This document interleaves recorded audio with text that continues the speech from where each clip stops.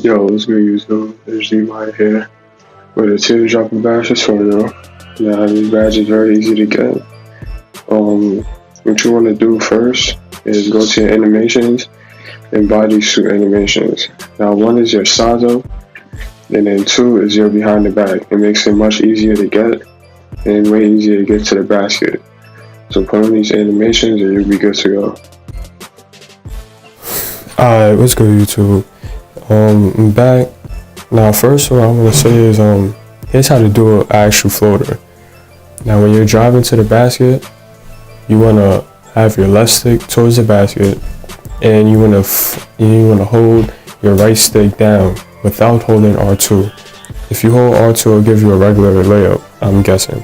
But every time I held R2, it wouldn't give me the teardropper badge. It wouldn't pop up on the top right corner. So most of the time when I drive, I hold R2, let it go, and then do the floater. Now what you want to do is you want to do this about 40 times a game. Now if you're good enough with this method, you can get 40 before the half, and depending on if you're up or down by 11, you can sim with VC. That's usually what I've done, and I got about like 10 to 15,000, depending on how much you make. Now you must shoot a very good percentage, because if you don't, it'll give you less rep, and you just don't want to be throwing up shots. So in case you're cold and you keep missing floaters, try shooting a regular jump shot to get your takeover, and then do it with your takeover.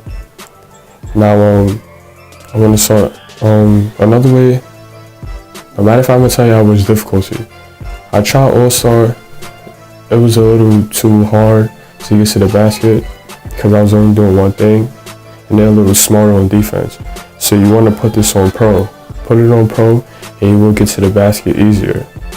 I tried All-Star. You get a little bit more rep, but it's really not worth it because you can hit more shots consistently on pro. So yeah, put it on pro. This is why I told you to put on the size up. Put on the size up because you're gonna go to the wing. Once you dribble down to the wing, you're gonna call ISO. Alright, call for a pick and do your size up. Now how to do this size up is you flick your right stick towards the ball, towards the defender, and it will give you the size up. Now what the size up does is it draws your defender into the pick, which gives you an easy lane to the right or to the left, depending on what side of the court you're on. So once you get that lane open, you could throw up a floater. Now, however, this doesn't always work. So what you want to do is, if it doesn't work and it's still on you, you want to behind the back and then drive, flick your right stick down, and you'll get the floater.